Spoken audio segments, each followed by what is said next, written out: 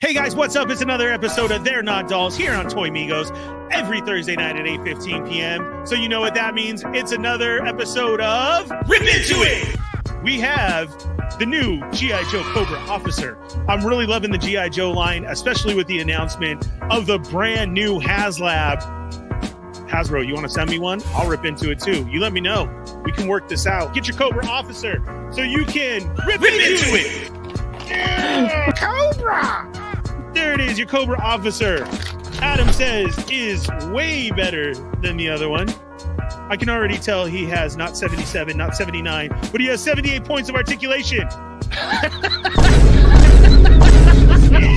Yeah! Go! Storm Shadow from Amazon, right here. And then you can rip into it. Do you know the Muffin Man? The Muffin Man!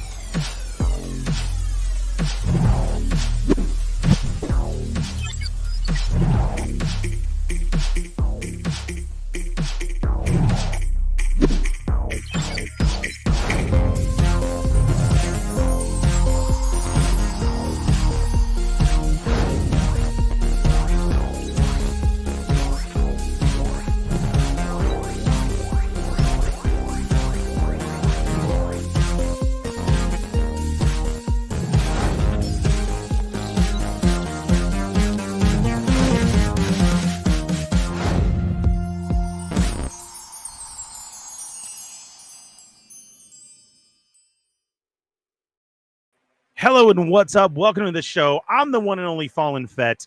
Thank you very much for being here. You know what time it is. It is Wednesday night, 6:05 p.m. We are right on schedule. Can you believe that? And yes, what you're hearing is feedback because it's freaking hot. I'm not going to turn down my fan. This room was blazing. I had to run home. Nobody home all day, so I couldn't get it cooled down. But that's what you hear. Hopefully this works and does its job like it's supposed to. So, hey, what's up? How the hell are you guys? Welcome to the show. Do me a favor. Go let everybody know right now that we are on. We got a great show for you tonight. Go share in your stories. Tag me. Tag yourself so I can repost it, please. And let's have a good time. I know everybody else got some other shows. No, I'm not turning the fan off, Cheney. No, sorry. Turn your headphones up or your speakers or your AirPods. Whatever you're doing to listen to the show right now, because this is how we got to roll tonight. It is hot in here. I am so hot. If I start sweating, it's not because of the fatness. I'm not having a heart attack. It's just hot. But I appreciate it, though, for you guys looking out. But I'm going to be fine. Okay? So, let's see. What else is going on? Checked in. I haven't been here for a while.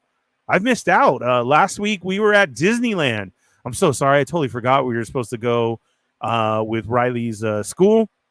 That was a great time, though. Riley got in free, so then that's our chance to go.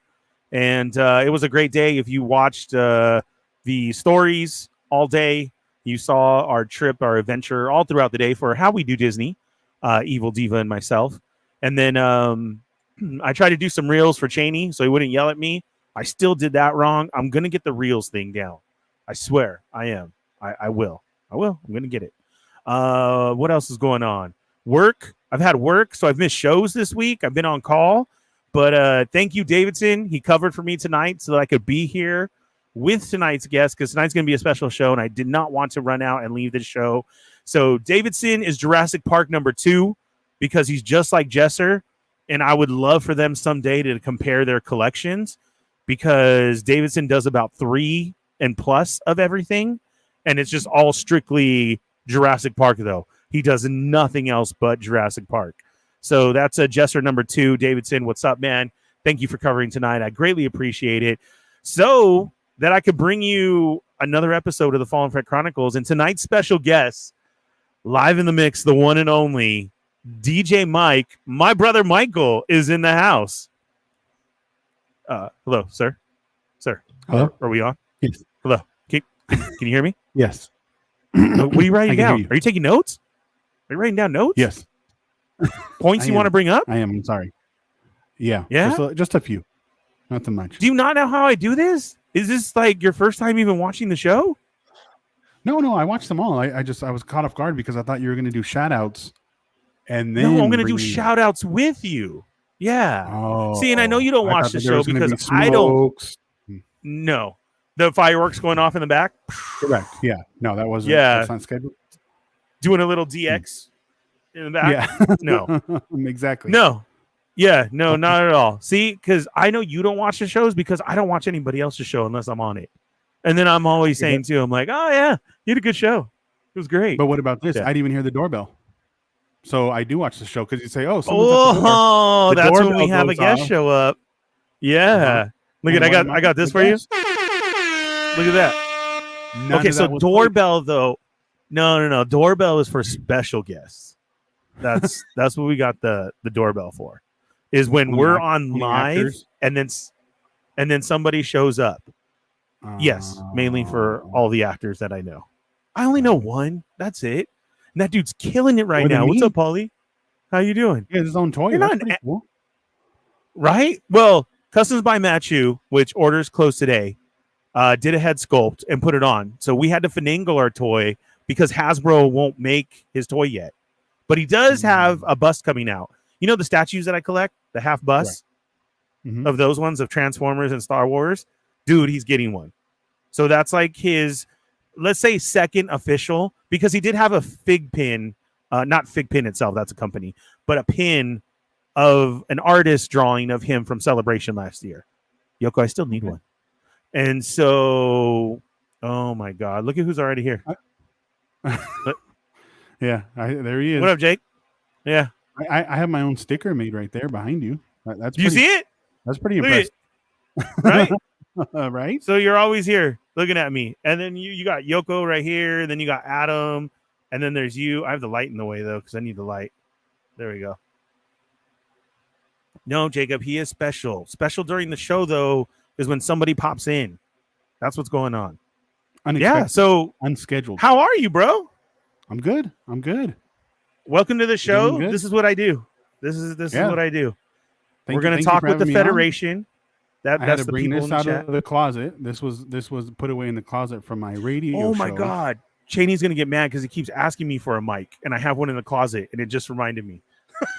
That's where mine was. Yeah, I had to dig it out of the closet and put it together and hope that it worked, but we're all here, so that's good. You sound great. That's good. Only thing you need now is a light. See, I had to buy. Look at all these lights. Look at. Yeah.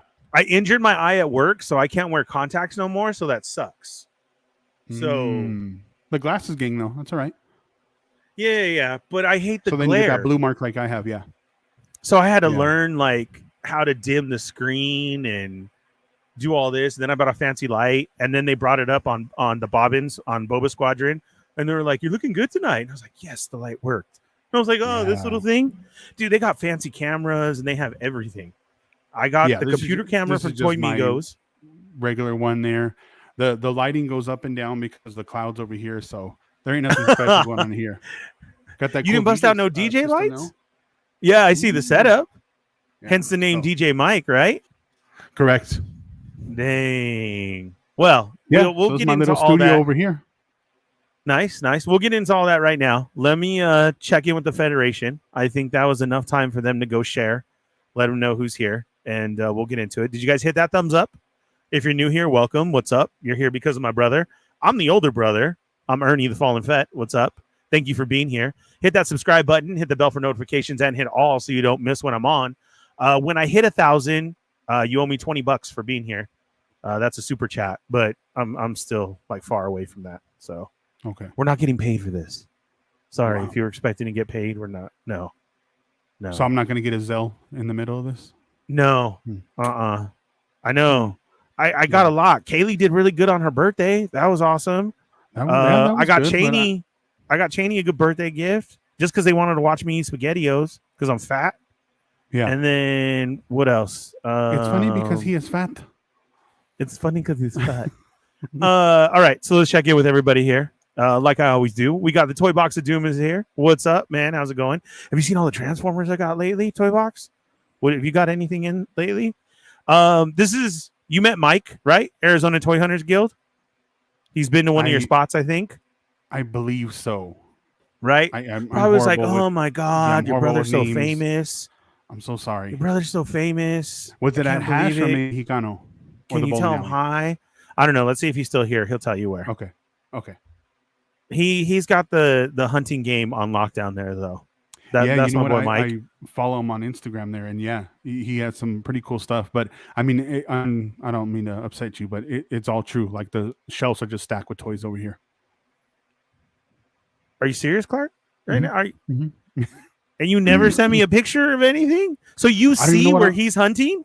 I don't even know what I'm looking for. You see where he's hunting? No. So I don't know like the exact location, but I'm just saying like the Starbucks and all. I mean the Starbucks, the Targets and all that. Yeah. They all got like cool toys and stuff. Oh my God. Not a lot of Funko Pops. I've been starting to get into Funko Pops. I don't do Funko Pops. I'm selling all my Funko Pops. You better not be selling those two stepbrothers that I gave you. And if they're in the box, take them out. No, I have those put away. Yeah. Okay. Good answer. I did not sell those. Okay. The gifts I have in a whole different box. I've not sold Okay. Those. Okay, we're good. Arizona 1200 Gill is here. Marcus Yee, what's up? We got Cheney in the house. Toymigos, that's Cheney right there. What's up, Cheney? So you know. Oh, Josh. Look at this. Speaking of celebrities. Yeah. DJ, dude, nobody, you can't do that. Nobody calls him Josh. Oh. Nobody. You can't call him Josh. Nobody calls him Josh. It's all Cheney. You call him Josh, but that's it. Nobody can call him Josh. I can. I've known the guy for like 35 years. It's just Cheney, though. I have seniority. Oh, now he's throwing up arms. Oh, my God. Yeah, he is. Nobody even knew that his name was Josh. Oh man. My God. Now I'm going to get kicked out for sure already. You just threw it out there. Whoo. Okay, DJ Rec 1. Okay. Speaking of celebrities, I see this guy everywhere. Thank you for being here. Look at that. Thank you. How's he have special stickers? Are those because he's coming from Twitch? Oh, so those are my God! I'm so huge on Twitch. Woo. Yeah. So yeah, I think those are his special emotes. I'm just and then he has dice because he has a dance that he does on there for his show. Shake him up, shake him, and then he boom. It's not as good as that, but yeah. But it's kind of there. You get it. Yeah. Right. Okay. All right. This is Toy Rensu. What's up, Toy Rensu? He's here. This is my homegirl Yoko right here. Yoko, hi feet. Yoko. Okay, so look, don't freak out about the feet, but if they pay enough, I have to show feet. If we get 100 likes, I have to show feet. So you're about the feet, man. The fallen feet. Yeah. Hopefully it will do this, and then I can just quit and just show my feet all day. Now, was that the episode where your camera was still on and you got up to get something and they all saw your feet and lost their stuff? Yeah, that was a good one. Yeah, and I forgot. Good thing I had shorts on. Yeah, I forget. Sometimes, or as Jacob says, shants. My shants. Yeah, that's from all the kids. I don't care. I still rock them the whole time too. I get extra call out at security at Disney, but I will rock the shants all day. I will, but that's fine. You want to stereotype me? Go ahead. Disneyland. Someone has to keep Sam in business. You know, it's true. That's true. What's up, Sam? He's on a cruise right now. Wow. Can you believe that? No. Yeah. He's on a cruise right now. What's his name is there running the shop? I went in the other day and I was like, "What are you doing here?" And he's like, "Sam's not here." And I was like, "Oh." He's like, "That's why I'm here." And I was all, "Oh, the Egyptian?" Up? Yes. Whoa. I haven't seen that guy. Yeah. I know, right? Okay. All right. What's up, Yoko? Everybody. Welcome to the show. Toy Rensu. We already did that. I ain't hearing no feedback. Thank you, Rensu, because it's hot. See? No, I'm not turning it off. Rensu. Yoko's super popular, so everybody wants to say hi to Yoko. I see that. Let's see. Jesus, Cheney. Check. Yeah, see, look. This is the brother in Arizona? The Hash Kitchen, bro? So it's got to be Hash Kitchen. There you go. Yeah. It's a there party. You go. Yeah. Marcus Yee. See, look at nobody's even here for me. They're just telling Yoko what's up. Mm-hmm. Let's see. Kick him out and bring him back with the doorbell. Don't do that because okay. I'm not going to know how to work it again, and it's going to be all messed up. I know. Yeah, this is Michael's first time, so we've got to break him of the nervousness and being here. If I do, that's going to freak him out.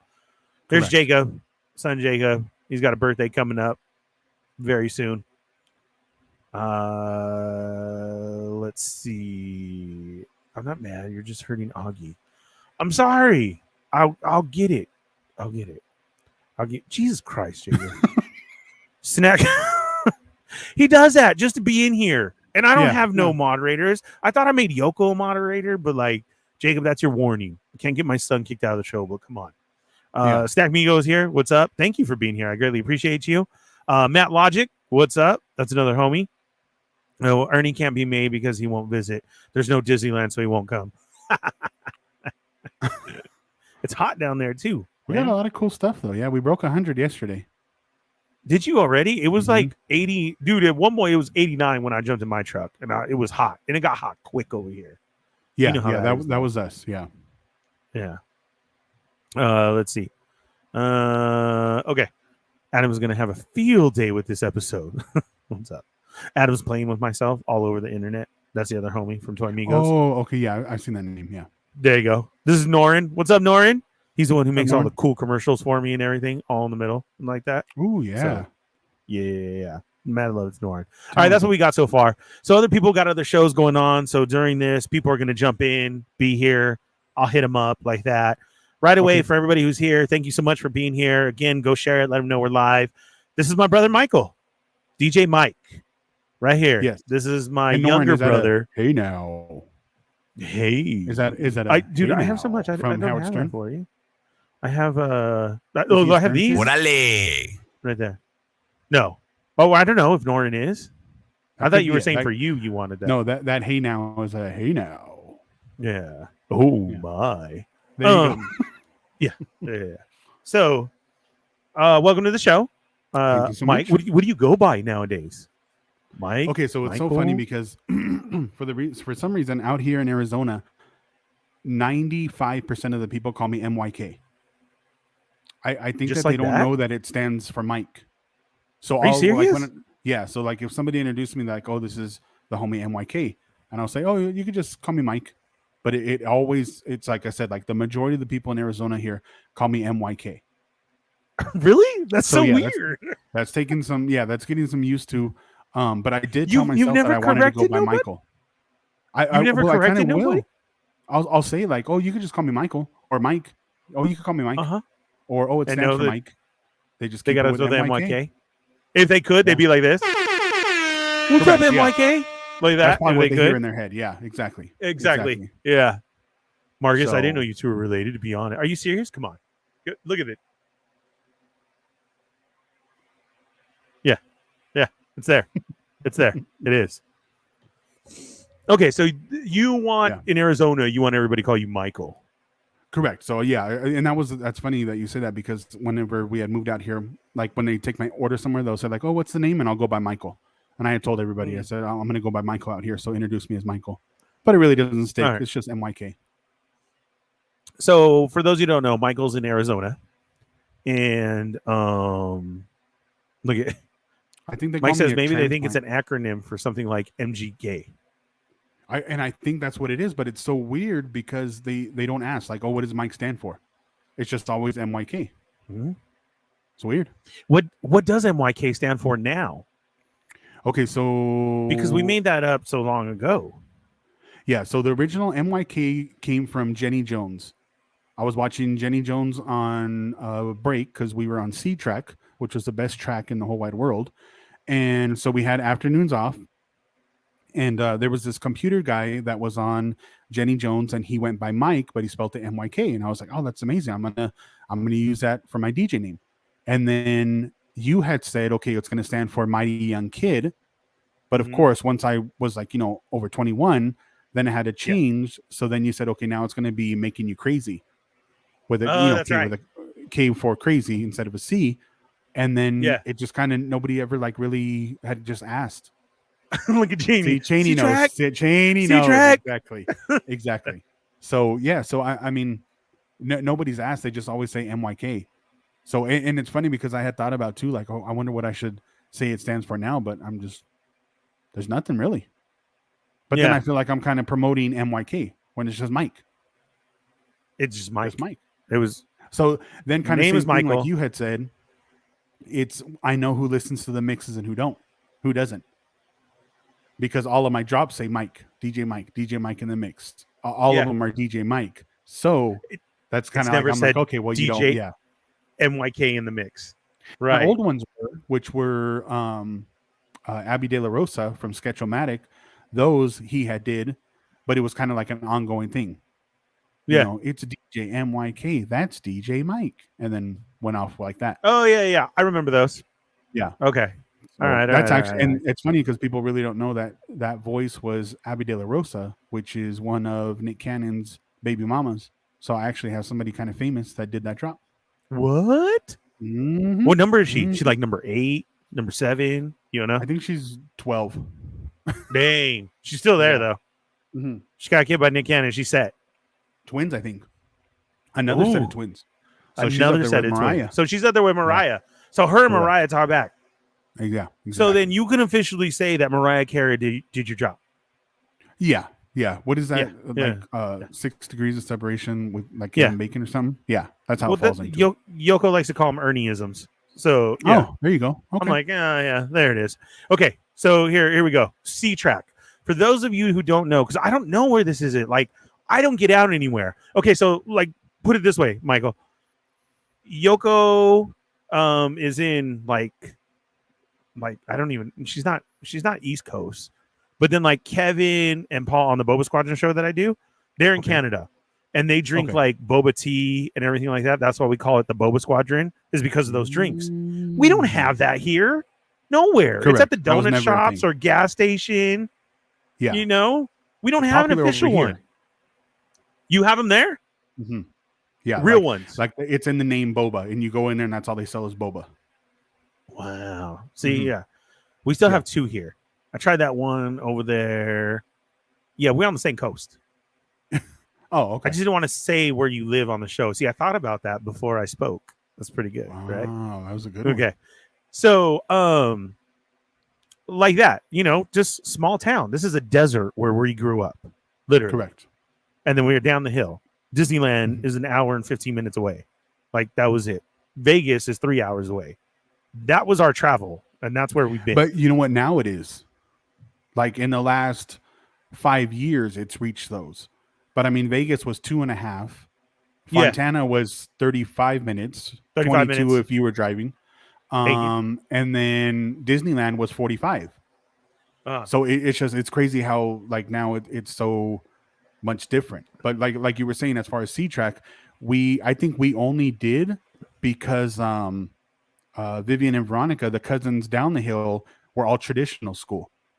Yes. They would laugh at us like, what do you mean you have 2 months off and then go for a little bit? Correct. So that was, so Cheney, I know we have only height as a thing. Right. Okay, so I know we have that honeybee that I love that your honey likes to go to too. That's a good one where they give me my churro boba. I tried another official one the other day that was over here by Jess Ranch, Pokey something. That was gross. It just tasted gross. It wasn't right at all. And then there is a new one that opened up over by Shakey's in Victorville. And so I need to try that one. And there's another spot that I need to go Old to. Shakey's or new Shakey's? The new Shakey's over by the mall. Yeah. Okay. New Shakey's has a new boba spot. So we have to see. Yeah. I'm only there, and I'm only there for one donut. My favorite donut is a buttermilk. If it's a Saturday, I'll go for a chocolate covered buttermilk. You know what I'm saying? So does Ravens have boba? Fat Boys Unite. They do have boba, but it's just a mix. It's just they just throw it in, and then they have the boba because Sam is a man. He has some amazing donuts. Yeah. But comparable to that, here we have a place called Bosa Donuts. Bosa? That are incredible. I think Ravens? Might have boba there also. Yeah. Right. I mean, right up there with Ravens. You said it, Yoko. I did not.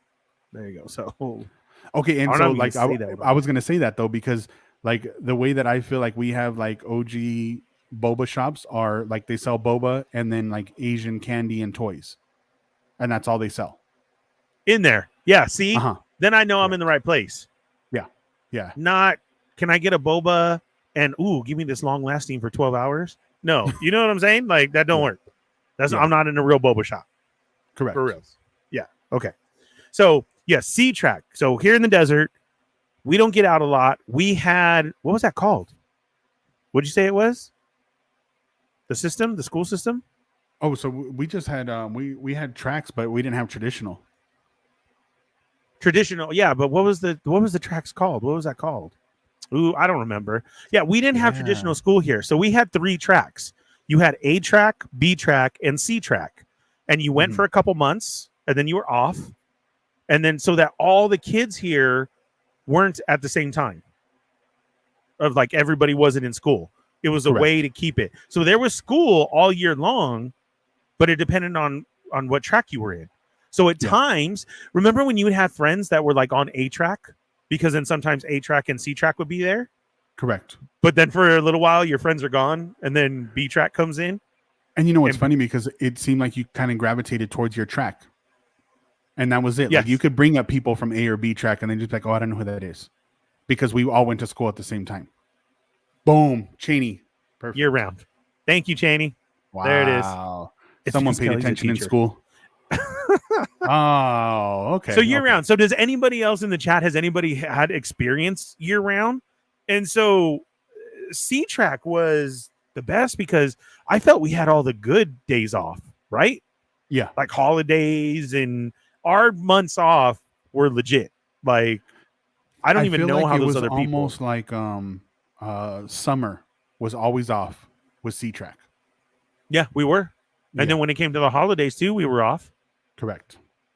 I mean, but it was really weird for us because, like you're saying, our cousins are down the hill in Whittier, and they were on traditional. So we couldn't see them sometimes when we were off because they were in school. And it's like, why aren't you off? Like we had no understanding of that.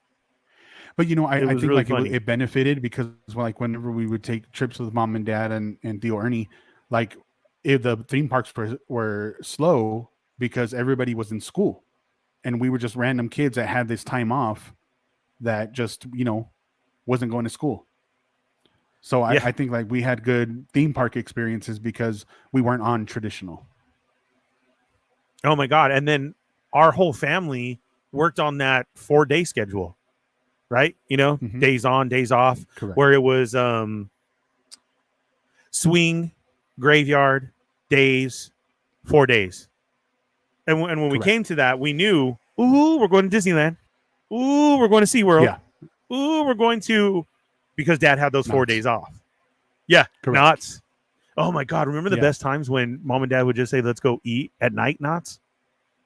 Like, remember we get ready, like, go get dressed. For what? Just go get dressed. Why? It's Wednesday. Let's go have Knott's. Your grandma and grandpa's coming. And then grandma and grandpa showed up at the date. Oh my God. Yeah. Yep. Oh my God. And then everybody's here and how many? 27. Thanks. Yeah. For dinner. Yeah, can we get a table for 27? So nothing. Mrs. Knott's chicken. Yeah. Just having some chicken. Yeah. Yeah. That's how we roll. Big family times. Tracks. I remember that in elementary. So maybe ours. Maybe ours though, Mike, was everything from elementary to high school. Like we never switched from C track. Remember that? I mean, that was it. Well, you did. I had a semi-traditional, which was still not traditional. We still had different days off than what? It switched? Than all the other kids. Yeah, but they called it, like I said, a very semi-traditional, where we would still have off breaks and we never were the same. What track were the volleyball players on? Jacob said that was on B. Jacob, yeah, but you see my size. I didn't play any sports. I actually got out of a lot of PE because the coach knew Dad and would just be like, "Oh, how's your dad doing?" And I just take a really long time to tell a story, and then the mile was over, and they're like, "All right, well, we'll put you down for 12 minutes," and I was like, "Put me down for 14. Let's make it real." And then I would just go back and change. Yeah. The benefits of living in a small town. Yeah, because dad was popular and everybody knew dad. So we would have that. And then for me, the very first time I almost cried because he was yelling at me. I thought I was getting in trouble. But there was too many kids. So every time he would yell at me, it was so that nobody else knew. And he'd be like, there's a burrito in the office. Yes. Yeah. But shout out to Mr. Lugo. What up, Mr. Lugo? And then, but that screwed me for high school. Because then through junior high, I didn't know what the hell to do. Then I was dying in high school. My side. Doing the cough vomit. The cough. Correct. Because I couldn't. And see, couldn't breathe. By that time, I knew how to flip it. And I would just be like, so I'm thinking about joining the football team. Oh, yeah, let's talk over here. And then I would stretch that out. But, you know, they finally. That's you, Jacob. No, I had to. So I got to. I work with a dude who I went to school with, and he always brings this up to everybody because I was a schoolboy. You remember that? Yes. And he's like, it don't pay to be a schoolboy. That's what I tell my kids because I work with the biggest schoolboy that there was in school, and I work right next to him every day. Wow. I swear to God. And I'm like, shut up, Gil. Yeah. I swear to God. Gil didn't do shit, dude, at all in school. He'd make me give him my paper because he wouldn't even bring a folder. Ernie, give me paper. Ernie, give me paper. And of course, like I had a trapper keeper full of everything. Then when we had to do the mile, and he tells these stories at work all the time, the guys go crazy. Oh my God, they laugh so hard. So, and there's a couple guys who watch this, so they're going to be laughing right now. So when the mile came for us, oh my God, guys, we are so small too. We didn't even have a track when I was in school. Yeah. Yep. It was the baseball fields. We had baseball fields. You had to go around the baseball field 4 times to do the mile. Well, Gil and his friends would sit in the back and on the very first run. And then when they see me, they're like, Ernie, is that 3 or 4? Is that 3 or 4? And I wouldn't. I'd be like that. Yeah. And then Gil could see me like almost throwing up. And, oh, it's 4. Sure. It's 4. And they'd sneak out of the dugout and then run past me and finish the lap. Yeah. Wow. Forever in PE. Oh my God, they used to piss Judging me by off. the amount of sweat coming down, it looks like he's on 4. So let's go now. Yeah, exactly. I hated PE. PE was stupid. PE is the only reason why I didn't have valedictorian, and that's because I got babied in junior high PE and got burritos and got an A+ because of Mr. Lugo. Yeah. So then when real PE came, I was screwed. Oh man, I was screwed. And that's the only reason why I didn't get valedictorian and Michelle did, because she was right above me because PE screwed me. Oh my God. Yeah. No, it wasn't that bad, Toy Rensu, but he made me give him like paper and everything. I didn't give him my lunches because school lunches were bomb. Oh my God. Yeah. Our school lunches were so good. And then we had days that Taco Bell would show up or pizza. And because I was a schoolboy, I had a whole bunch of counseling ones. So everybody would give me their money. So I would just leave my class of counseling and I'd show up first and be like 27 burritos. I'd go get our table with my 27 burritos and have everybody. And then everybody be out because they'd be like, oh, that fat guy got him. Sounds like me in middle school, high school. It was. What's up, Wrestling Hound? Welcome to the show. Woo! We got DJ Mike in the house. We're just going over our childhood and what's going on. Oh, this is Lago right here. It's that fusion between the Fett and Plasti. What's up? Lago Figs chills over there with Cheney over there on Chat Migos. He's a huge collector. He has a little thing called Lago Land, but we support Yoko World over here. So wow. That's how we Lago roll. Land. Super clever name. Yes, Marcus. Taco Bell in school. We did. That was, I think it was like Wednesdays. And so they would show up and you had to buy your burrito by ASB or whatever. And then some days was pizza. Did you still have that, Michael? Or no? Yeah, so me and Cheney had Pizza Hut came by, Taco Bell came by. Don't leave, Lago. And then you can stay it here. It was whatchamacallit. It was a slice and a canned soda, I think, for like $2. Yeah. It was something major. But for reals. Yeah, our square pizza was bomb. I loved Ribicue Day. Oh my God, when it was Ribicue. You know what my favorite was at Joshua Circle was the Salisbury steak and mashed potatoes. Man. On another level. Yeah. Yeah.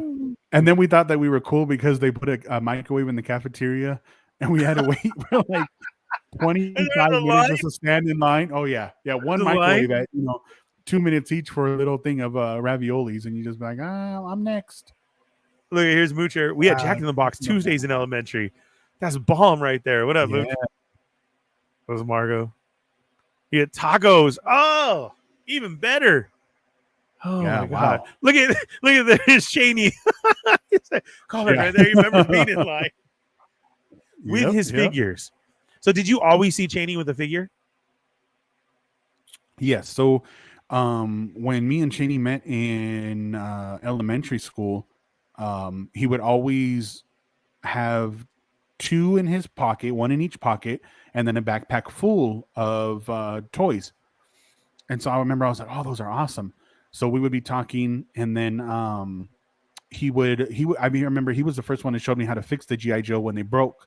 He was like, oh, just get a rubber band, twist it like this, and it's back to normal. And I was like, oh, okay, sweet. And I can honestly say that Cheney's the one that had turned me on to X-Men. I really wasn't like into X-Men, and then he would bring the comic books, and then I don't know if people know, but Cheney's a really good artist as well. So he would be drawing and using like the comic book as like the what to look off of, and then that's whenever I started getting into those more, was because of Cheney. Wow, I was not aware of that. That's that was at Joshua Circle, and then he had showed me who Wolverine was, and then I remember he did the cover that Wolverine was on the front, and Cyclops and Jean Grey. I mean, identical to it. It came out incredible. And then I remember that's when I was like, oh, I'm going to start to draw. So I started drawing. And then in our, I think it was fourth grade teacher, Mr. Myers, he would have drawing contests. And Cheney always got like first. I came a close second, though. But we called him the Dinosaur Man. You were right there, huh? Mm-hmm. Yeah. Yeah. Dinosaur Man. Because he lived on 5th with the dinosaurs. Yeah. That Dinosaur Man? With them. Yeah. He was obsessed with them. He had him in his classroom and everything.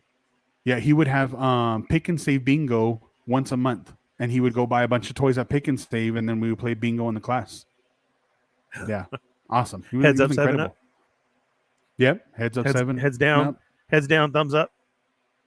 Man, and then he believed in taking a nap after whatchamacallit, after second recess, because I think he would be asleep. So like he would put on and we watched the movie every day in there. Like sometimes Dennis the Menace like 4 or 5 times, like in a month.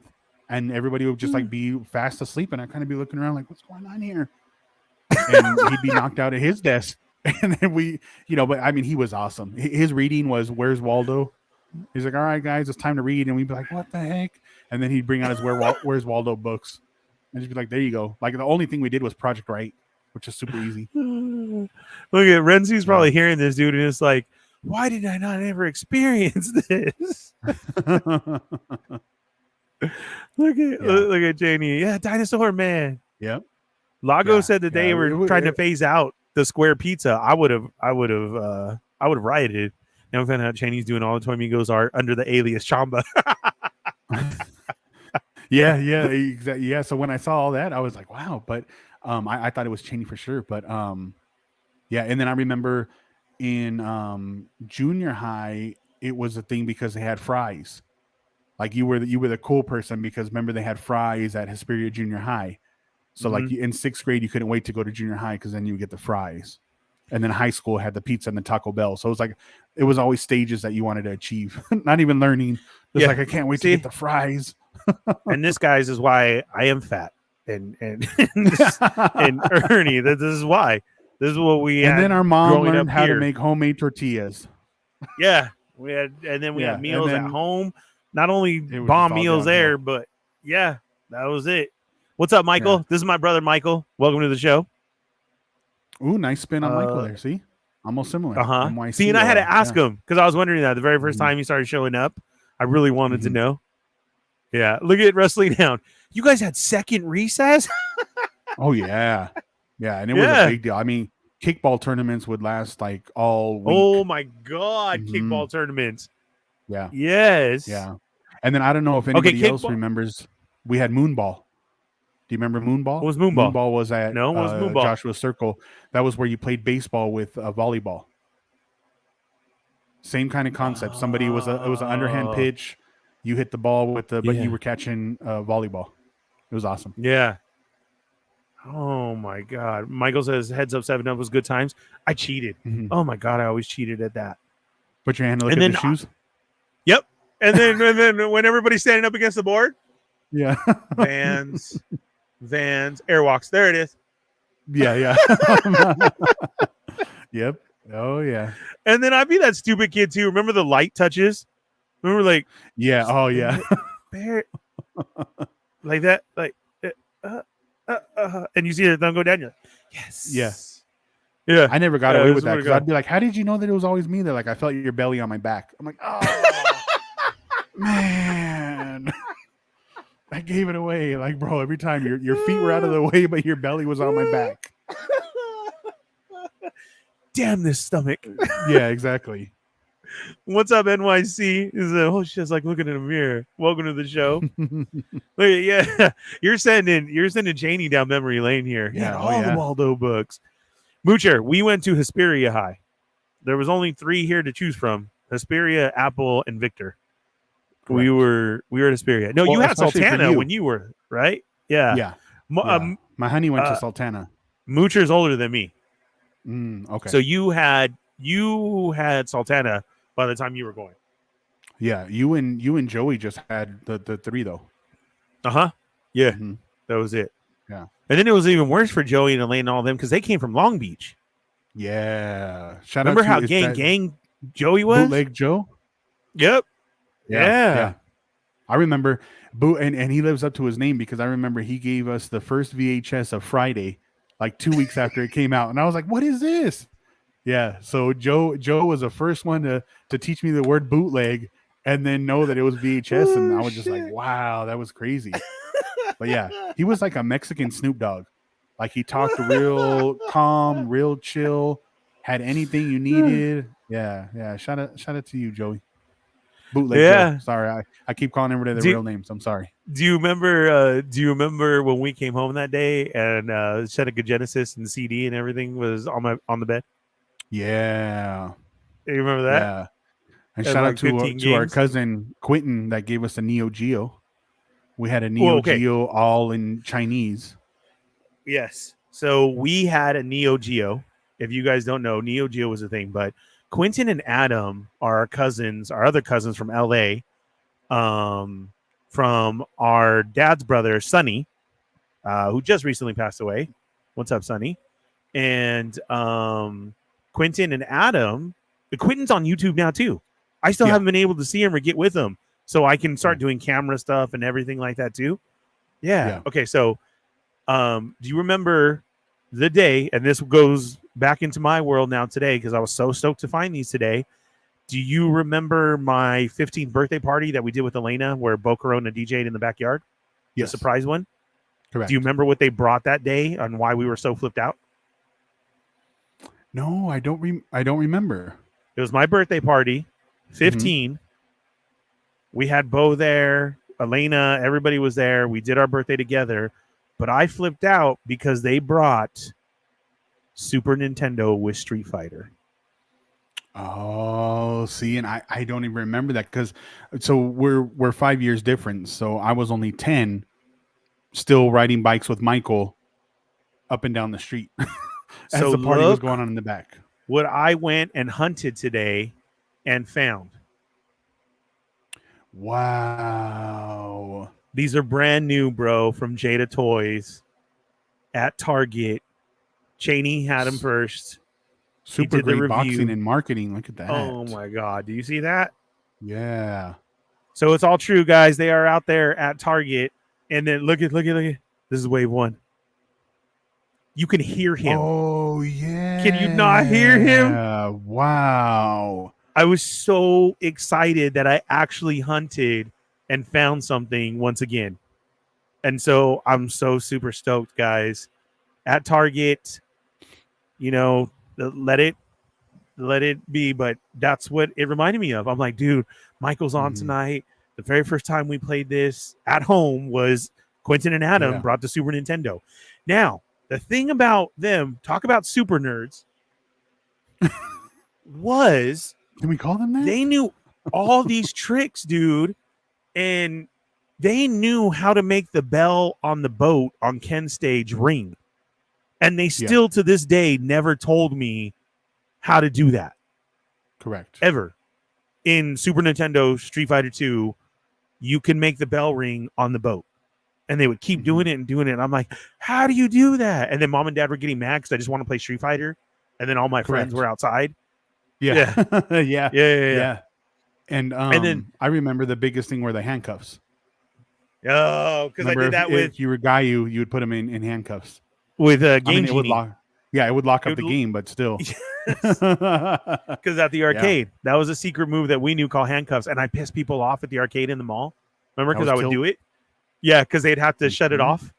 They'd have to shut it off and reset it. That'd be all. Yeah, because I mean, time would be out. Everything would happen. It would call, round 3, everything was done, but it would just still be moving around the screen tied to you, even if you pick somebody else. So they would have to, like you said, unplug it or power it down from the back and then bring it back up. But yeah, Tilt had all the stuff. Yeah, putting your quarter up there to say you were next. Oh my god! And I hated that because I could never grab the stupid quarter. I can't grab money, so everybody would get pissed off at me. Like, dude, what is your problem? So that's the origins of, yes, it is. Yeah. Bootleg lives up to his name. Yeah. It's true. Yeah, Rensu, Neo Geo, dude. We had it. They gave it to us. We had Samurai Showdown 1 and 2 World Heroes. We had Baseball Stars. That we baseball had was my favorite. But everything was in, a different language. But it was like the cartridge was like this big. And then, it was the controller was like this sticks. Big. Yes. Yeah, that was great. Baseball Star, and then the other one. Chamba just got the figures for it. That tank game where the two dudes go and shoot something. Mech X or what is it? I can't remember. But yeah, that was amazing. We had a Neo Geo. Mm-hmm. Yeah. Let's see. Just try though. They're in the back. You got to ask the electronics people because they're in the stuff that should be on the wall with the pops and everything. So you got to go to electronics and ask. At Target, they have a little section that's called collectors. Is that where you would find those? It should be, or the pop wall, the NECA pop, all those. The NECA ones that you see in that section. Like I do the Predators. Mm-hmm. These? Yeah, I seen those. They even have the Back to the Future ones. Yeah. Did you see Alf? Those... No, I haven't seen that one yet. Alf, yeah. Let's see. Thank you guys. I was so freaking excited to find them. And then I actually found them hunting and going out, Let's see. DJ Mike, what do you know about the neighbor that stole Ernie's figs? Does it? Oh, yeah. Was that a little guy? Victor. Yeah. Yeah. Yeah. Poor thing. Yeah. Though, my brother did have this friend down the street, though, that his name was Tino. And we thought that he was the coolest kid because he had Channel 1. The only person in the whole high desert that had Channel 1. And they would show that cartoon, that show with the black helicopter that would go into like the mountain. Airwolf. Yeah. Yep. Airwolf. And I remember that you would get to go watch it. And then mom would be like, all right, call your brother. It's time for dinner. And I didn't know how to whistle. So I just did this high-pitched scream that Ernie could hear from inside of that house and be like, oh, I got to go. Dinner's ready. And he'd come jamming down on his bike and be like, I already heard you. Because I just still be, pretend whistling in the street, hoping that you would hear. But I don't know if you guys know, but Ernie did a backflip on that. I wasn't there. I was not there. But rumor has it that he performed a backflip on a Diamondback bike in that backyard. Yes, I did. I don't know. That was my I wasn't there. Because the movie rad. So me and Tino had to build it. And we got the pallets and everything. I did the jump. But then after that, I landed on my back. Messed it up in the easement a couple of times. Yeah. I remember one time I was jamming down the street and you decided to throw a stick at me. And it went in the front wheel. and you made me bleed, and I flipped like brakes. I remember Yeah. too. I saw you throw it. It was all slow motion. We were racing down the street, and I look over at our yard, and you had, what was that stick? It was like a freaking javelin. And you said, yeah, oh yeah, because we live next door to an empty lot, so it was somewhere in there. But I remember whenever, so I love my kids to death, but they pissed me off because I was saying, oh yeah, I used to ride bikes all the time, and they're like, Dad, you know how to ride a bike? And I was like, what are you talking about? Yes, I know how to ride a bike. Me and my cousin Michael used to ride till the sun went down for hours. I said, but I remember one time I begged Ernie to pick me up from school on his bike. So he picked me up at Joshua Circle, which was probably like maybe 3-4 miles from my house. And I remember we had like the craziest windstorm on the way home. And I remember I was in tears halfway there, just saying, just leave me. Tell Dad to bring the truck. I can't do it anymore. And you're like, no, I can't leave you in the desert because I'm going to get in so much trouble. There's Kool-Aid at home. We're almost there. And I remember I just had to push through, and oh man, that's probably the last time I rode a bike hard because it was just so devastating to me. I'm still traumatized by it. Yeah, man. Like it was beautiful. Like we took our bikes to school that morning. I was like, all right, this is great. And then like out of the blue, like 12 o'clock, it was just a windstorm. And I was like, oh, this is bad. You're like, no, it's going to make us go faster. And then you're like, oh, it's coming towards us. And then I couldn't. I laying in the dirt crying over there telling you to go get the truck. Tell him I can't do it anymore. Oh, man. Yeah. Oh, my God. Oh, Good I times. remember that. What's up, everybody? Custom by Matt Chu. Yes, this is Custom by Matt Chu, who I was talking about, Michael, where you asked about the sweet Paul figure. That's who orders will be closing today. Go over there and check him out and get your custom head over there so you too can have a Captain Carson Tiva figure today. That's our homie right there. Nice. Yeah, that was the name of the game, Metal Slug. Thank you, guys. Oh, yeah, okay. that was that Army one. Yeah, for Neo Geo. Remember that one? Yeah. Poor kid. Did Ernie get revenge? Poor little Victor. No, my brother tortured me a lot, even though he was 5 years younger. My kid bro used to do that too. The scream whistle. See, yeah. Matt, bro, okay, so yes, it was different times, man. And when you were out with your friends and riding bikes or just playing, you played outside all damn day. And when it got dark is when you had to come in. But it was still different times that even if it was still a little bit dark, we were still out. But if dinner was ready or your mom needed you, Michael did not know how to whistle. So he would run to the edge of the yard. In my head, I did. And, and scream, wee, wee, wee, wee. It was almost like a siren going off that only your ears could hear. Yeah. And like, yeah. I gotta go, guys. I gotta go. Yeah. No, I gotta go. Yeah. Oh my God. Yes. That's when you knew it was time to go in. The whistle.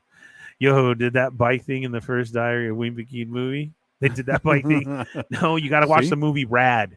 Wrestling Hound. Check out Rad. It's literally just R-A-D. And check out the story of Crew Jones. You get to see Aunt Becky dancing at the high school dance to Send Me an Angel. I love that song. Great song. On the bike, dancing at a dance. Aunt Becky. Rad. Yeah. Rad is the movie. And do you remember how I got that bike? Remember my sweet bike? I had the dopest bike ever, dude. That Diamondback. Yeah. That was like a 600. It was purple, white, and chromed out. That bike was like $600, and I got it from the video store lady that mom used to work at because her kid was an asshole and crashed a car. Remember? Yeah. And but you that was whenever you used to wash the buses with Liz, right? To get that bike. Yep. No, I was washing buses with Liz to help out with bills at home. Oh, and then I was buying games. I thought it was for the bike. Yeah, no, the bike. Remember whenever Danny said that he fixed your bike, and you went to go ride it across the street? Remember I cussed at him completely apart. Yeah. Poor Danny. My uncle's over. Theo Danny, crazy Danny, black sheep of the family, another brother of Dad's. He passed away too. And what was wrong with my bike? So, or what did he even want it for? The chain. The chain came off. So And you walked it back over, and you're like, "Oh, I got to fix the chain." He's like, "Ah, no, I get it. I'll get it." And then he started getting screws and screwdrivers and wrenches.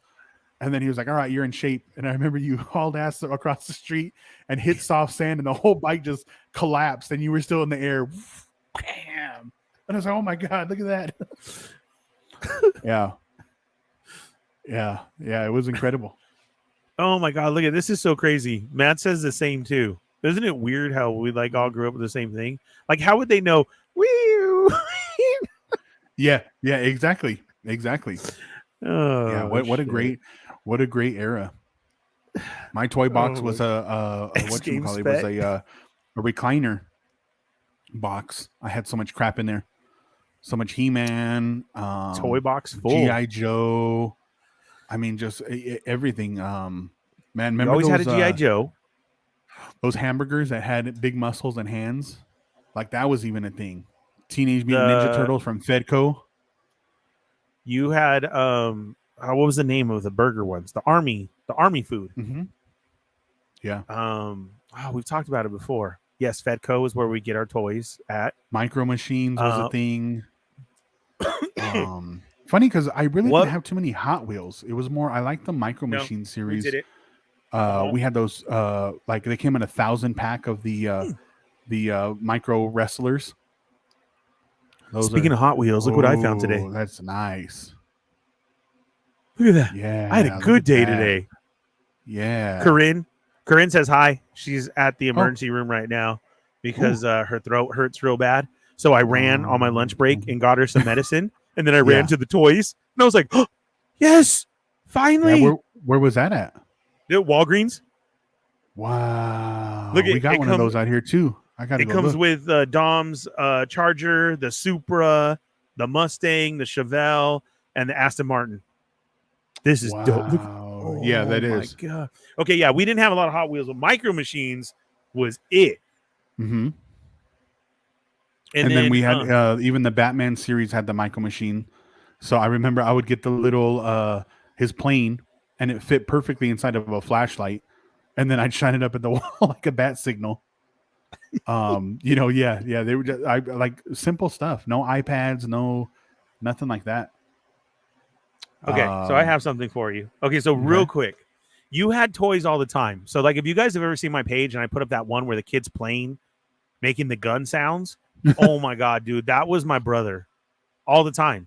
I have no idea what was going on inside your head, but you were playing constantly all the time with your figures, with I don't know what you had in your head, but just that. Yeah. Oh yeah. You had wars going on, like everything. The whole time. Correct. Oh, that was just all the time. That was it. You were just playing, and it was just mostly. I would probably say, like, I know this is going to sound horrible, but we had that whole recliner box full of toys, but it was always just the G.I. Joes.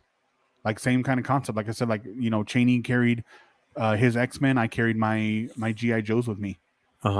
Simple toys. I remember one time I think I got the set that had the army tank, so that was super cool. I had the guy that had the little bird, the eagle that went on his arm. He was super cool. It kind of snapped on there. I mean, just super simple toys that were just incredible. But now that I see, like, on pages that they do that. I mean, Storm Shadow was given to me by somebody else, and just simple toys. I even had Bison, M. Bison, the Street Fighter little one. Yes. And every time I lost them at Grandma and Grandpa's house, I knew where they were. Like, I'd call her right away. Like, people don't even understand. Like, 2 tic-tac-toe was her phone number. Just 2 digits, and then it would ring, and she'd be like, well, let me look. And I'm like, well, check the fireplace, left-hand side behind the candle. And she's like, yep, it's here. I was like, I'm sending my dad tomorrow. Wait there. But just so convenient. Like I said, I always had one. But I remember even one time I got the Pee-wee's Playhouse. The big set. That was my question. And when was that? Mm-hmm. What was your favorite Christmas ever? Yeah, so there was probably a couple, but I mean, the first one that had to have been the Pee-wee's Playhouse that came with Cherry. What's his name? Was the genie. It came with a little genie that you open the door and it was his face in there. The globe. a Pee Wee Herman, his jacket, and then I felt like crap because I broke the door at Grandma and Grandpa's house that day for Christmas. Yeah, I was just like, oh my gosh, I was so devastated. But that was one. Another one would be we got matching Air Jordans, the red and white ones, before they were even cool. And then I think when we would just get video games, I remember we were doing the backyard and Mom and Dad got the Super Nintendo at Walmart and was like, yeah, but do you remember how that went down though? Trunk. Do you remember how that went down though? So what I remember was we had to finish cleaning the backyard. They were going to go to Walmart and we said, "Oh, pick us up that Super Nintendo. We appreciate it." And they left. Had music going. We're Street Fighter. Yeah, had the music going. Everything. They come back. All right, guys. And it was always a thing. Like backed it up, open the trunk, get everything from the trunk. I remember it was at the very bottom. You were like, "No way! Here it is!" And yeah, it was a Super Nintendo with I think Mario Kart came with it, and then we had Street Fighter 2. I remember that because of this today. Yep. So much memories. We did. Yeah. They literally left, and you said just out of that, "Don't forget Super Nintendo." And then I said, "With Street Fighter," and then as always, come get this stuff. Come get it out of the trunk. Come get the groceries. Yeah. And then there was Super Nintendo and Street Fighter. Yeah. And we flipped out because we didn't get stuff like that. Correct. I know, like we said, that we had a recliner box full of toys, which was so huge to us, but that was throughout the years. Like Grandma and Grandpa would spoil us, and and there was just a lot of big crap that I had in there. It was like Nerf guns that took up most of the stuff, but I knew where everything was. Like if I was missing something, I'd be like, I'm going in the garage, and I'd be like hanging feet out of that box looking for. I'm like, here's the Eagle, I got it. Yeah. Or you would tell me, go in the corner. Go in the corner. Yeah, exactly. I know it's there. Yeah. And you know what? It's funny. I didn't even know that was his name. I just called him Bruce Lee. Yeah, like, I'm gonna be all Bruce the time Lee. in the thing. Well, you were younger. You didn't know. You know any of them. I think you used to call Ken Red or something. Now, those aren't all available at the bottom, right? Just the ones that they show. No, but they're going to come out though. Wow. They're doing everybody. Chun-Li's next. See, that's the first wave one. Yeah. But it's just late in production right now, so it will be out soon. But this is wave one. Wave two is going to be Ken, Dawson, and Bison. Amazing. Man. I've already messed with those. Yeah. So good. Wave 3 and the Comic-Con is going to be. I'm just kidding. I'm just joking. I'm not going to say it. I'm not going to say it. I'm just kidding. Yes. Yeah. So, yeah, man, we had great times and good times growing up, and so many different memories. So much going on all the time at our house of, the family events that we did. Like we said, 20 different people going just to go to Mrs. Knott's on a Wednesday night was so special to us. And then those 4 days with all the family of going, to Disneyland, SeaWorld, and all that. If we weren't laughing at Theo Ernie, we were laughing at Grandma doing something crazy. It was just always something crazy. And man, if we were able to throw Vivian, Ver, and Mickey in the mix, that was a good Disney weekend. Oh my God. Yeah. I remember going to visit them in Whittier, where the girls are prettier, and I remember that we had went to the outdoor swap meet, and that's where they had all the bass bombs. That they bought the Best of the Smiths that day. That was the first time I heard Morrissey.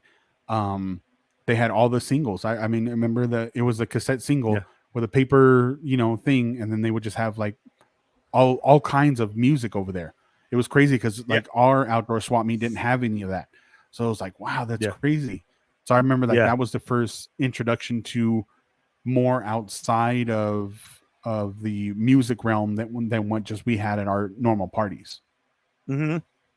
Yeah, because I mean, our cousins had us grow up on music all the time, like out late washing cars with the music just blasting, with the hanger in the radio in order to get. I really introduced the whole I would say like new wave Madonna era to us. And then at our grandparents' house, they had like that triple stack stereo that was just the like one that you see in incredible. all the pictures.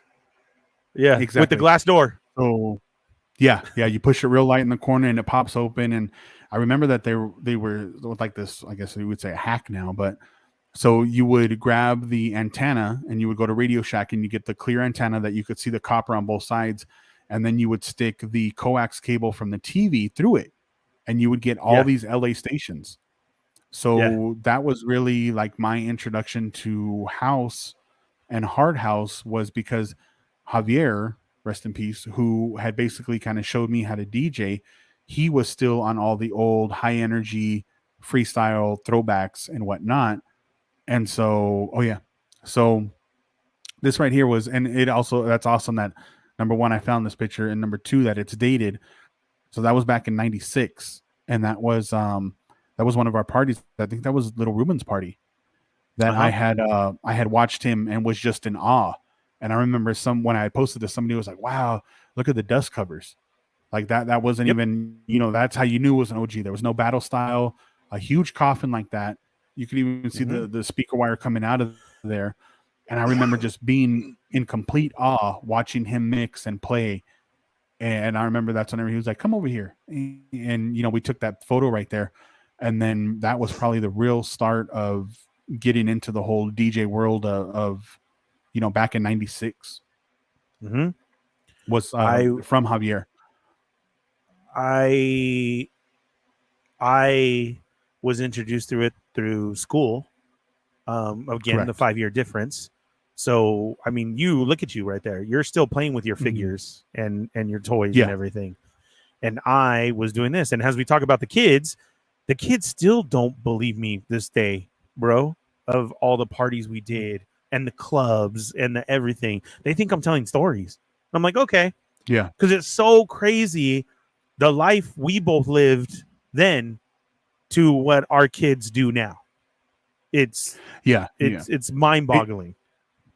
And like, I think it's a good thing that like almost all of them, I mean, little kikis right behind them, but they're all almost adults now. So it is easier to talk about. But I mean, I was, doing these. I remember you and Javier would land putting on the Ritz on I Avenue, and we had to go clean that day, and we had to sweep it all out. We had to sweep it all out, clean it up, go back home, have dinner because I'm still only 15 years old, and then go back to go play that night. Yep. And it was a lady that owned an arcade, and Javier was like, oh yeah, we could bring in this. We just asked for the door.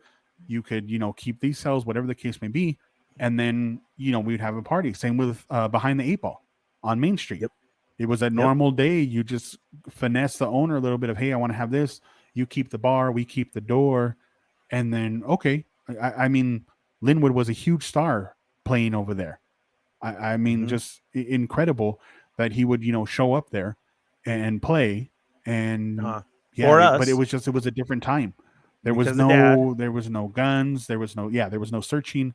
There was no nothing. Yeah. I mean, there was fights at the rebel parties in high school and whatnot, but it was just like a completely different world. I mean, thank God for YouTube that has all the old Fox 11. I mean, the Flyers would invite Fox 11. That's the only way you can see it. To come out and say, hey, come film our event. And they would be there. And, but yeah, it was a crazy time. Old box that I would find of Flyers. Like I said, there's a 5-year difference. So I was there for the start of it. You're still doing this. I got with Javier. And as Mike says here it was, party cruise. And we're up here in the desert, but everybody here had family down the hill.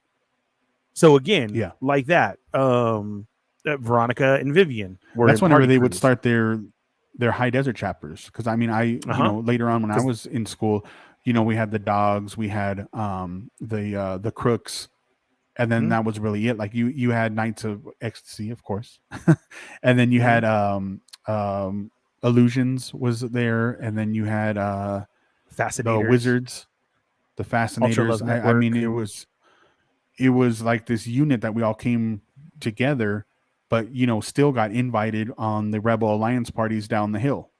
You know, when we would go to Soundwave Yeah. and grab all the flyers, it still had our name on it. I was like, man, we're making an impact. And that was even before social media. Correct. So There it no was social all media. completely word of mouth and, you know, party lines from Contel, the 261 numbers, just to know, okay, well, this is what it is. They're making an impact. They're making a noise. And then, you know, we would talk to Dr. Otreb and he'd be like, well, what's going on over there? I'll show up. I'll do a set. And then it was kind of like, man, like, okay, well, who brought this guy? Oh, well, you know, Ernie. Oh, okay, cool. So it was good to make that name more. And I think it was just as far as, like I said, it was, you didn't think about, okay, well, what if somebody brings a gun? Like, I mean, only thing that would happen was your line of security was Jabba, and he would throw him across the table and get kicked out. And then, you know, the party still went on.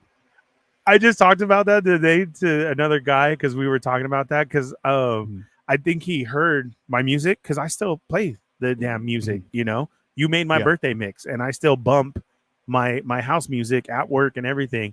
He was like, man, Ernie, you just brought back memories. And I was like, yeah. And he's like, I remember all the stuff you used to do. And, and then I was like, he was like, but man, Jabba would always fight. And I started to laugh. I said, sometimes that was on purpose because if it got too full or people were stupid, it was like, Jabba. Correct. Clear it out a little bit. Yeah. Anybody who was walking by and grab them, freaking throw them. And, party's over. And we made our money at the door and, you know, onto the house to go count it and go for the night. But it was crazy with the crew. And we were Knights of Ecstasy, me and Javier, KOE, Knights of Ecstasy. We had it on our hats and everything. And then Soundwave Records was down in Fontana, and I would drop checks there on the house music. And then Marco and Merwin gave us such a respect that he would wait and make sure he knew they were from up here, that we would have it a week early. He wouldn't sell it to them so that when we were doing a party, we had it. We had the new stuff, which was a great time. I mean, he would be like, all right, I kind of get it, but check Empire on the way home. And then, you know, you could grab it there, knowing that their shelves were stacked because they didn't have anything. I mean, they didn't have the following that they had. But I mean, you know, I had, well, just to back up a little bit, like whenever you and Sonny had bought the DJ system for the three of us, I remember that we had, you know, started doing those gigs and parties on a 32 channel mixer. Yes. So I think it was a lot of the equipment that we worked with was what we had, but still showed, okay, well, these guys can still rock a party even with all this stuff. Yeah. So that's whenever Marcos was just like, well, what do you guys make the drive? Well, we don't have anything. Okay, well, I'm going to come by. And I think what really helped me in high school was that I was heavy into DJing. You're getting the records from down the hill, and then we're doing the school parties. You know, Dad would bring the El Camino full of the Sirwin Vegas, and we'd set up. And I remember Marcos brought, I think Benny Hill came and Sugar Ray came, and all these guys that were on every headlining flyer down the hill was at Hesperia during lunch at the high school. Like, man, like I played house music for 2.5 hours. And nobody complained. Yeah. Nobody complained. Nobody requested it. There was no wave of hip hop then. It was all just pure dance music that won everybody over. And you know, I mean, the teachers didn't even complain because I mean the kids had such a good time, and I think that really sparked it. Like, okay, well, we need to do something, and that's whenever he brought the show over here. I mean, brought the store over here. Yeah, for people who were up here because it had grown to that big. I mean, God, I wish when I was doing it, it was here, you know? Yeah. But basically, I had moved out and left the DJ system there when we had got it smaller, and then you started teaching yourself. I remember Dad one time was like, do you know what your brother's doing?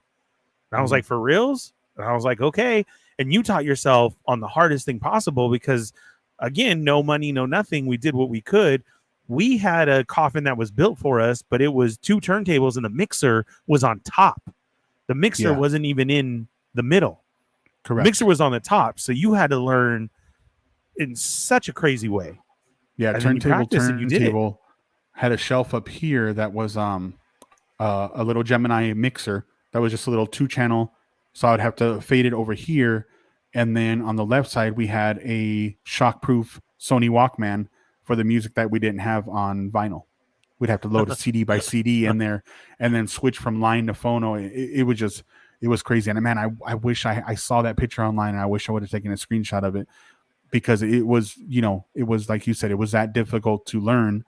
And then I mean, it kind of sucked because I had another friend in high school, junior, that was a DJ, and he had bought his own system, but he was Jehovah's Witness. So he hid it at our house in the garage, and then he would, you know, supposed to be out. And so he would come, you know, put his watchtowers on the table, and we'd be mixing in the garage and just kind of feeding off of each other and learning that way. But it was that, it was what Javier had showed me, and just hours of studying Power 106. I mean, Power was the thing back then. The Richard Hum Division and Power tools. I remember I would have, you know, we would stay the weekend at Grandma and Grandpa's, and I would come back with like 420-minute tapes just recording that whole weekend of nothing but, you know, the music. And that's like, I'll like, some people will hit me up and be like, oh, well, you know, what would you suggest? And I said, you know, a big thing would just be to study the music. You're not copying them, but you're just going to study the mixes to learn what the blending is, where they come in at, where they come in on, you know, not on the chorus. You don't want the words overlapping. And that was the same thing with Adrian. Shout out to the Primo Reload. I mean, he would always be standing right there, just watching, you know, his little hands on the turntables looking. I'd be like, don't touch nothing. Don't touch the needle. But, you know, that was the thing, as far as he picked up those same fundamentals, as far as, okay, well, this is what you need to do, but never really wanted to say, okay, no, it's like this, because I'm like, I don't want you to have my sound. Same with Gabriel. Whenever, you know, my son Gabriel got into it, he was more of the scratching and blending and picked it up, but I never said, oh, he sounds just like me, because I wanted them both to have that different sound, and not to go around saying, oh, wow, you sound just like, you know, your dad, or you sound like your primo. We all developed, you know, as much as the three of us kind of grew and DJ together, we all created our own sound. I mean, that was the same with Gil and Johnny. You know, whenever Johnny, they had taught me how to mix at a club, which is funny because I mean, you know, there's a different fundamental that people don't understand, as far as there's a wedding DJ, there's a club DJ, there's a radio DJ, and then there's an open format DJ that can do it all. And, you know, I humbly speaking, as most as I can, I've been taught all of those skills, and still to this day, you know, try to perfect that craft, where now I've added in the mix now DJing at a restaurant, where I don't have a dance floor, and I don't have, you know, people's reactions to look for. You know, you clear the dance floor, you know that you're screwing up, you got to change the music. Well, this is a restaurant that people are just kind of hanging out there, feeling the vibe, and you notice, okay, well, they ordered another drink, so maybe I'm doing something right. But I think that's the biggest thing, as far as, you know, people say, oh, it looks easy now. And yeah, it is easier, but the fundamentals of mixing still haven't gone away. You have to know what you're doing. You can't just use those computer programs and everything. I remember I was so against it when you bought the computer stuff. Correct. Because I'm like, dude, what the hell are you doing? We don't we take 6 crates to an event. We take, you know, our came 400 from Stater Brothers behind the house. 400 CD, you know, with us, because that is it. What do you mean you're switching to a computer? That's stupid. Yeah. I remember I was so mad, because for me, I didn't understand that. Correct. I didn't get it. I was just like, how is this possible? It's not. Yeah. And for those that don't know, the short version of it is that the DJ that uses a turntable and that record is sending a tone to the laptop to play the MP3 version of the song. Right. So you still have to have the like I said, the fundamentals are there, but it just wasn't, you know, breaking your back. Like I mean, I had hernia surgery in 2001 from carrying the coffin and the Cerwin Vegas, you know, not correctly. And so this was just basically putting your crates into a computer. But for that first year, I still took the vinyl off and was like, oh, never mind. It's still, you know, this is the only one that I'm taking. Yeah. But I mean, but, you know, I'm so glad that I grew up in that era, and you know, you always believed in me as far as buying all the vinyl, knowing that I could do it and present myself. But it was still almost like I said. It's funny because the fundamentals were there.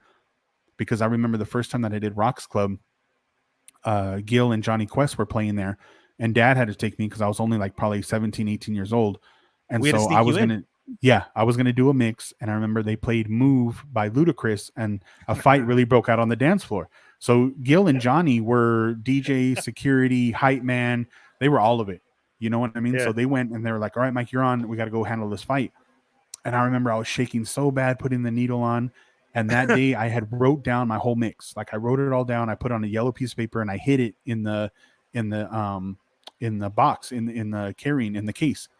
So I remember when I got there, like I kind of stuck it out a little bit, and then I cheated and I put the speed of the turntable on the inside of the sleeve of the record. So I'd act like I'm looking at the record. I'm like, okay, that goes at 4.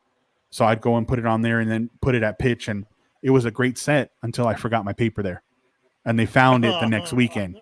Yeah, but I mean, it's funny because what I was doing then, you know, back when I was only 17, 18, is now we're building crates in Serato, putting our sets together and saying, okay, this is what works. This is a good song. Our BPM's already there. So it, like I said, it was there. So I like when that happens because I don't feel like I'm completely losing the art form because I had already put in my years a long time ago doing that. Yeah, absolutely. And that's where it comes from. And then like this, and then it spread it to so much for us to be able to start young of DJing and doing this and that. This is like it, where everybody always says, Ernie, you have that voice. So, you know, like some people, like you say, writing it down, some people trip out and really thought that like I set up a show or I know what I'm going to say or anything like that. And Cheney always loves to tell them that's just Ernie off the top of his head. Mm-hmm. Like, this is it. This is what you see is what you get with Ernie. Is that's it. He's the fallen Fett per se of that's all. You know, some people set up their shows or know exactly what they're going to talk about or anything, you know? Yeah. But we know how to make it flow, make it go. Correct. What's up, Marcus? Now, Breakfast Bar Ray. Thanks for everybody right now who's showing up. We're talking with my brother. We went through our childhood in that. This is DJ Mike, my brother Michael. And now we're getting into the fundamentals of what he does now of DJing and how he started so young.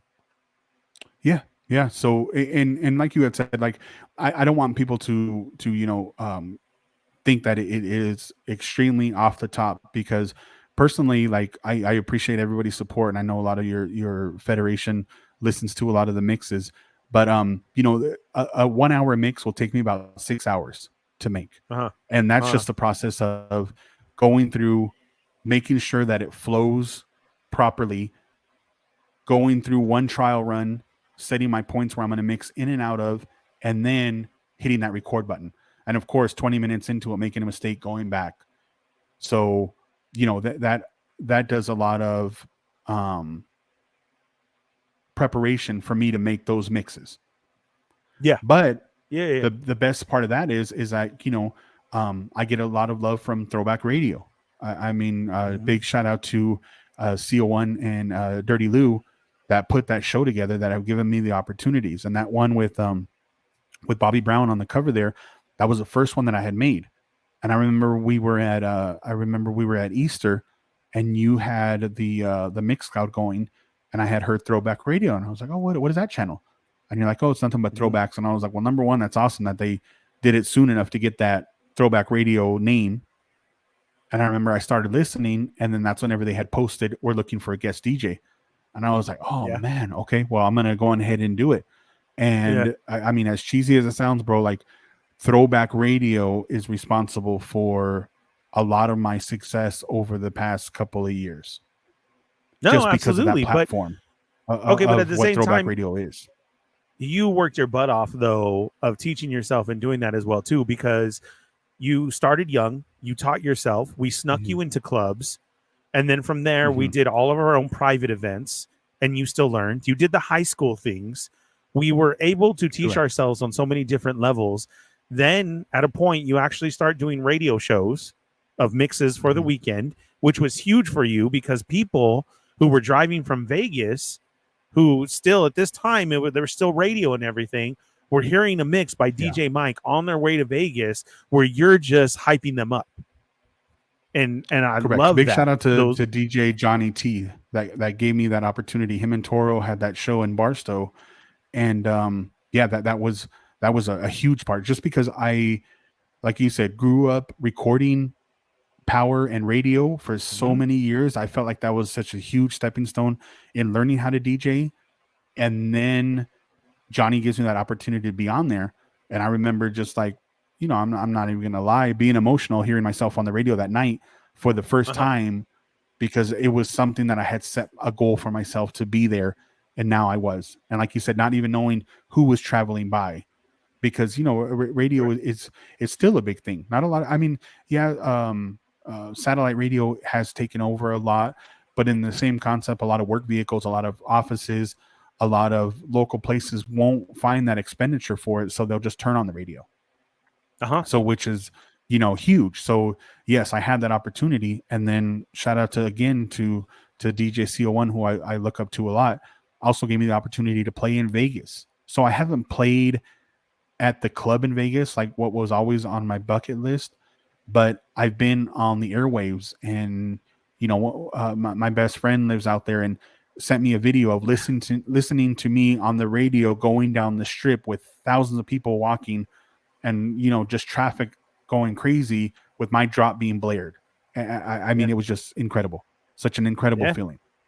So where last year, when I just went to Vegas for my work trip, I walked into a what's that sub place? The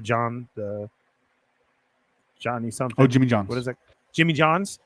And I'm sitting there, and we ate, and then I'm singing the song, and I start singing the next song to where the guy who I'm there with is like, "How'd you know that was going to happen?" And as I sat, I was like, "What?" And then I listened up, and I was like, "Oh!" And then I hear DJ Mike, and I was just like, "Oh, this is my brother." That's how I knew that's what's going on. Yeah, which is great because CO1 plays you in Vegas. As you can see here, this is your throwback page right here, where you've been a guest and on so many. And now this is giving you the opportunity to where in Arizona, this is a thing that we don't have out here very much. So is you DJ all week now, like you've achieved the dream of just to go out and DJ now, which is amazing. And you've met a whole new group of people there as well, too, that have given you brand new opportunities as well, too. Because I saw, what was that, a hockey game and everything and like that? Like, bro, I'm so proud of you, man, for doing it, for Thank you so much, achieving everything and living the dream that you wanted to achieve and able to do that. I feel so proud of you. I love to share your mixes and to tell everybody. I tell Dario all the time, dude, my brother put out a new mix and I'm sending it to him, that I always send to everybody. Dario loves your shit too. I appreciate it. No, thank you so much, bro, and thank you for, you know, always believing in me and knowing the potential that maybe I didn't even know that I had myself. The biggest, you know, support you're your has biggest always been critic. my family, and you know, my wife and kids, and mom and dad, and you, and just everybody, and, you know, Jacob, everybody just really has always, you know, believed in me and knew what I could achieve, and even more than myself, but. You know, going back to the throwback radio, Dirty Lou produces all those shows, and he had asked me, like, do you do other stuff other than throwback? And I said, yeah, you know, I do it all. And it was like, all right, well, send me like a good house mix. So I sent that, and once I had sent that in, a guy from out here in Arizona, Marcus Mora, had heard it and said, hey, I run a podcast. Can you do a mix for my show? Cool. Super great guy. He had me on that show. So when he saw that I was moving out here, he was like, when you're ready, bro, I got work for you. So he put me in touch with my boss, shout out to DJ Iceman. And we talked, and it ended up being that his mom went to Victor. So we know the same people. His small world. His Theo is actually Hyman with the Raider truck. That's his uncle. So I'm like, we've been at car shows together, not even knowing. Yes. I'm like, you probably heard me DJ, and we were younger, DJing those car shows at De Garcia's. You know what I mean? Are you freaking serious? That was So that was like, you know, but also too comforting at that point, as far as, okay, well, it's good to know somebody out here. And yes. So, you know, Marcus put me in touch with him, and then we hit it off, and he's I call him, it's like an agency, because, you know, he gets all the gigs. And yeah, he put me in at Hash Kitchen, and Hash Kitchen went really well. I covered for an entire weekend. Walked in and saw baby Joseph working, so that was cool. So did my thing. It went well. I picked up more gigs, and then the Majori Group, which is Majori Group, owns all the restaurants that I work at. They opened a Mexican restaurant, and so they wanted DJs there. So Iceman presented that opportunity to me, and I work there now on Mondays and Tuesdays. And then just last month, Iceman had asked me to help him at the Arizona NHL team, the Coyotes. And so that was my first arena with 4,500 people there to DJ there, which was That's super awesome. overwhelming, super scary. But yeah, exactly. Congrats, So, man. I'm waiting for CO1 to where you tell me, bro, I'm DJing the Raiders. Yeah, with him, right? Yeah, like yeah. So I'll be back tomorrow doing the Coyotes game at the Mullet Arena in Tempe. Yeah, so it's the final game. So if you're in Arizona, it should be televised, I think. So yeah, I'll be there. So I've been preparing all week for that. Are you ready? You can do a dance on commercial. Yeah, well, they really do hype it up. So yeah, that's out of my element, but I'll play the part. But yeah, it's just a super blessing to have all these opportunities in Arizona. And also too, shout out to my homie DJ Lags that put me on the Bounce, which is a throwback station out here. So and then even between that, you were running a whole nother station too on that. Yeah, I was on the app with Hits 101. I was doing a show on Mondays that a lot of people supported and helped me. Precise and Fuse and the Goodfellas, just a handful of people that were incredible to me, that didn't even hesitate when I asked for a mix, and I had them on there. But yeah, like I said, going to what 80s Baby had asked, I would probably say that throwbacks. Dario asked, what's the best? My best. Because a lot of people listen and working like that. Dario wanted to know what's the best era, genre of music that you like to mix the most and why. Okay, yeah. So that would have to probably be any kind of throwbacks, 90s hip hop, of course, hard house, which is where I really thought that I found my niche in DJing, and then K-rock, freestyle, high energy. So just I know it's a very vague description, but throwbacks has to be where my heart is. And then now working at Mexicano, the Latin has really taken over the airwaves. But over there, I play a lot of cumbias, which remind me of mom and dad and grandma and grandpa. So I feel in my element over there. So I would probably say, as of right now, it's the Latin and throwbacks that I feel like I'm really comfortable, and I love playing all the time. That's awesome. That's my favorite for you too. Yeah. I mean, I know you can kill it on hip hop and everything, but to me, I just don't feel like hip hop is hip hop these days of what we grew up on. So it's more as far as calling it a throwback. But honestly, bro, you kill it on everything. And I know you're your biggest critic, but you do. I mean, from thank you. Anything out there. And if you guys don't know and you want to check out my brother, you go to mixcloud.com. And on Mixcloud, I have it up there today in my stories. If you want to go check it out, and you go to Mixcloud, and then you search DJ MYK 1200, and then there'll be his page to follow all the mixes and like that. Now, Throwback has his old ones, but Throwback is a $3 monthly charge to listen to the old stuff, and it's definitely worth it. It really is, because there's that. Yeah, great point. It is. I know you have yours too, because they have a lot of special guests, but look at all these mixes that you've done for them throughout the years. Yeah. And I think those I'm plays up to 18 on there. or 19. Damn, really? Mm-hmm. That's good, man. That's good. So I see people totaling asking over to 100,000 streams. Damn, for reals? That's how high now? But who's counting? That's great, bro. Yeah, who's counting though? Who's counting? But Felipe wants to know, do you travel in Cali? I know you're out there no more, but we've talked about our little cousin Adrian, DJ Reload. He has it held down here, and I'm so proud of him right now. He's blown up in the club circuit for his age and everything that he's doing through LA and everywhere else right now. He's really making a name for himself. holding the family down. I'm Yeah. very proud of Adrian and doing what he's doing. But same here, especially because, you know, when we did Gators, we had Gators given to us at about 60 people. And then we were doing capacity of, you know, 300 with the line out the door and saying no more, that's it.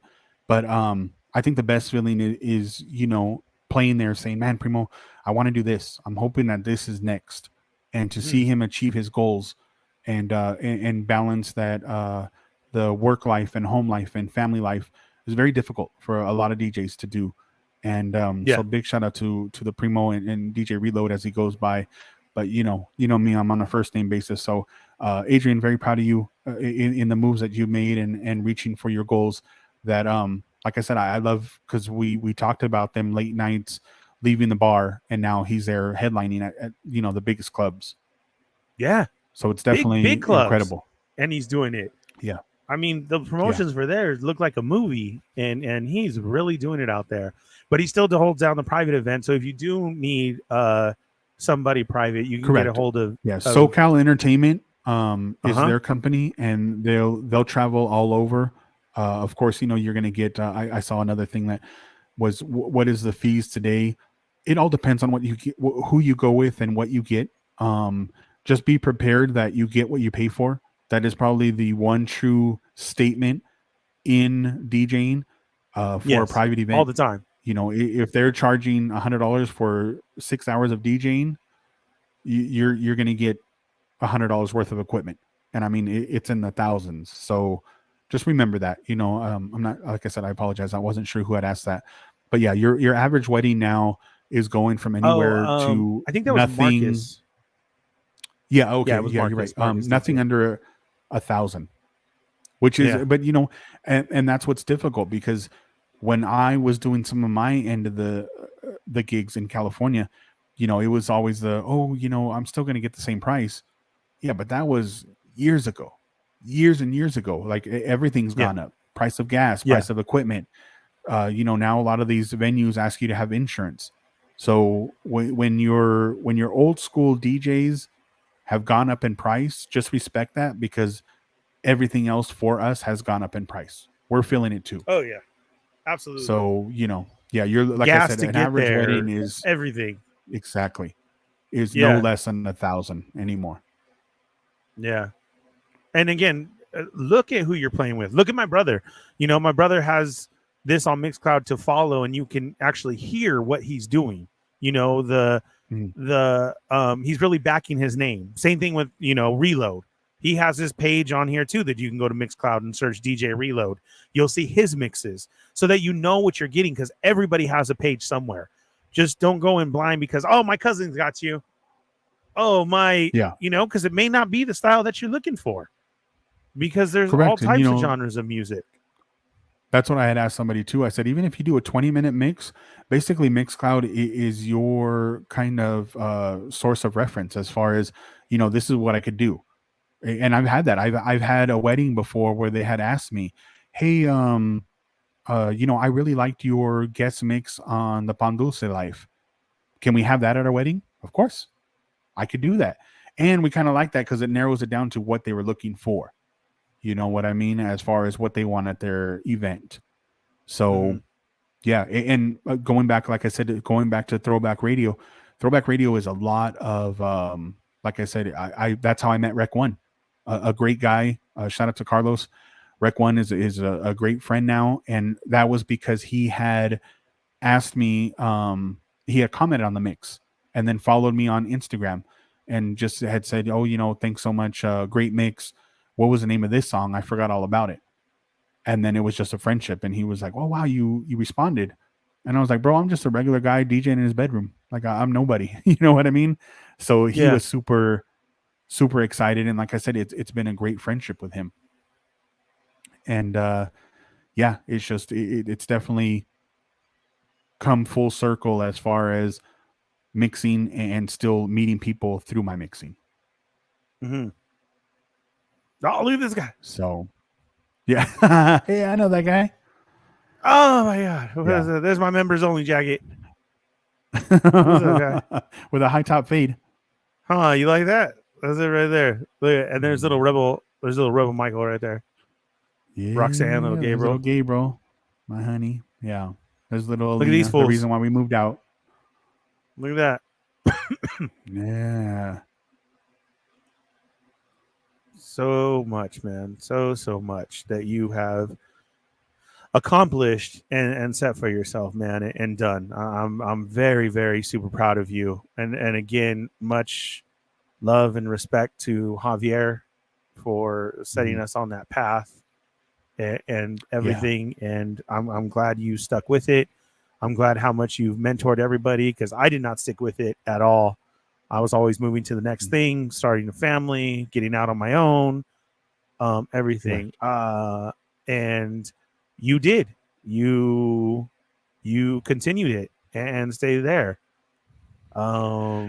Here's you with another guy called Just Felly Fell. Yeah. And the Indian back there, Sujin. I mean, just, you know, the owner of Scam, huge guy. Just but them. You know what? Just them. Yeah. What's funny is that I saw this post by somebody that said, "Who's the most famous person's phone number that you have in your phone?" So I was like, man, I had to think about it, and I would probably say it's Felly Fell and Precise. Just two of the most huge. Oh, and Fuse. I mean, Fuse. I had breakfast with him before I left the high desert. So I mean, just a super great guy. But yeah, it's definitely, you know, paved the way. And I think also too, like I said, I really, really, really don't, you know, want to sound like the old head always talking, but I didn't let the industry get to me. I didn't let the drugs and alcohol, because I mean, it's all there. You know, yes, it was a nightlife scene, and it was heavy when we were growing up, when I was into it. And I just definitely stayed away from it and just, you know, kept focused, and did it in high school and did it now, and could, you know, say that I didn't let it get the best of me. And that's probably why I'm still here today, mixing heavily, you know, at different things, because it's just always been a passion that I've had. Yeah. Yeah, that's very true, man. And I'm so happy for you for sticking to it, setting those goals and achieving it, man. And then seeing your posts every day, I smile at everyone that, you know, your restaurants tonight. Well, you have like one day off a week, and that's like tonight. And so I thank you for being here and coming on and talking to the peeps and reminiscing with me and going over our life, you know, that it is, because this is what I like to do. I like to talk about it. I've always talked about everything to the listeners out there, and wanted them to know me on the side, because they're always here for me. They've been through everything with me as well, and I'm not one of those to hold back on anything. They know all the stories. They know everything. So that's amazing to me. So I like to do things like this when they push me to get my own channel and to do that. And that's what I'm going to do. I'm going to continue to share my life and bring on friends and family and people to always get to know me, because you're going to support me, and I'm going to keep supporting everybody else out there too. And so I greatly appreciate everybody who tunes in every week to everything that I'm on. And I've been out there to being on 7 days a week to now just 4 to whatever it is. And it's something that I enjoy. And, you know, just keeping out there. And so that's my goal. I want to hit that 1,000 mark and even more. Correct. But right now, you know, I want to hit that 1,000 and see where this can actually go and keep continuing and figuring out my style for this.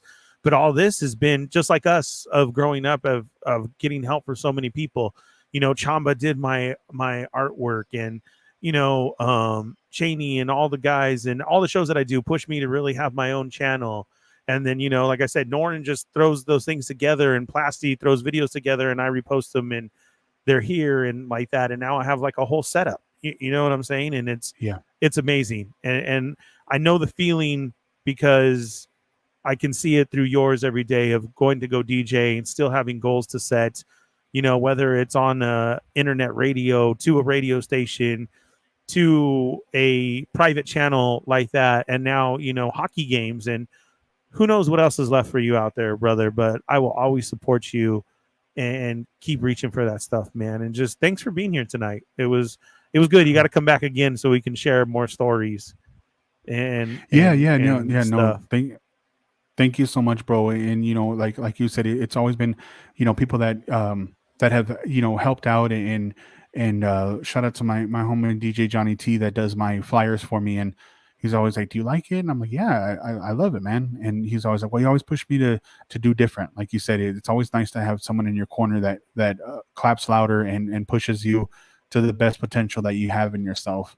And just to also say too that it doesn't always have to happen overnight. Like I'm 40 years old and I'm just barely doing my own arena. I think a lot of the times these people think like, okay, well, I just started, so now I need to headline and I need to do the festivals and I need to do this. Like I've been DJing 26 years and I've never done a festival, but who knows? Maybe I still got it in me to play however long, I can, but I'll one day hit that. I never thought that arenas would be in the cards, and here I am at 40 years old doing it. But I'll hold my own against the younger generation, just because it's that passion of music. Oh, they do, and they need to remember that they can also have a lot to learn from you as well. I think that's the best thing. Yeah, Marcus, thank you, man. Yeah, that's me. You guys know how I am. I'm out here. I'm gonna show up and do my thing and keep it going, and that's how we're gonna rock. But brother, where can they find you? Yeah, so social medias, everything is at DJ Mike 1200. Follow me on Instagram after this. I'll post up my Poppo link that has all my information, email, mixes, where you could hire me at. Like I said, I could do stuff, private events with DJ Iceman and DJ MV. They've already offered their equipment to me as well. Saturdays and Sundays you can find me at Hash Kitchen. All around Arizona. This Friday I'll be covering in Chandler, so I'll be kind of floating around any of their 6 locations. And then on Mondays and Tuesdays I'm in the Mexicano in Phoenix, Scottsdale area. That's 5 to closing. And then guest mixes on Throwback Radio on Thursdays. Shout out to CO1, Dirty Lou, that whole team. All of their guest mixes are great, but I have a lot of them on there.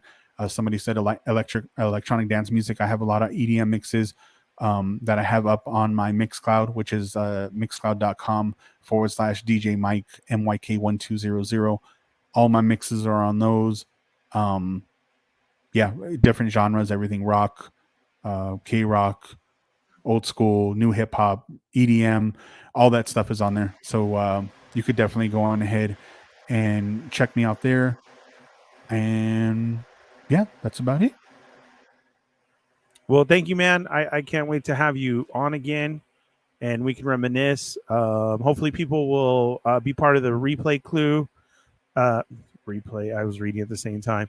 Replay crew and have some questions. So drop your questions or your comments. So the next time I got Michael on, what's up, Arizona Legends? I get some love from Arizona too, Mike. So Arizona Legends, make sure you're checking out my brother. The people out here are really welcoming and great, bro. It's definitely, it was a great move. Big shout out to our daughter Alina for following her dream and going to ASU and really bringing us out here. And yeah, we're doing really good. And like I said, it's really, really good how everybody, like, my biggest thing was I didn't want to step on toes, but everybody's like, hey, you should play over here or check you out here, or they just come by and check it out. So they've been super supportive. Everybody on the Pay the DJ team that DJ Iceman has is awesome. Iceman's great. Ice Spice is horrible. Jacob, to answer your question. Keep saying that. And who knows? I mean, I could be the next Marshmallow with the mask. Dang. But that's going to be a really big helmet because I got a big head. Okay, so but it's Hash out there, the Mexicano. Where else? Hash Kitchen, the Mexicano, and then as of right now, that's really keeping me busy.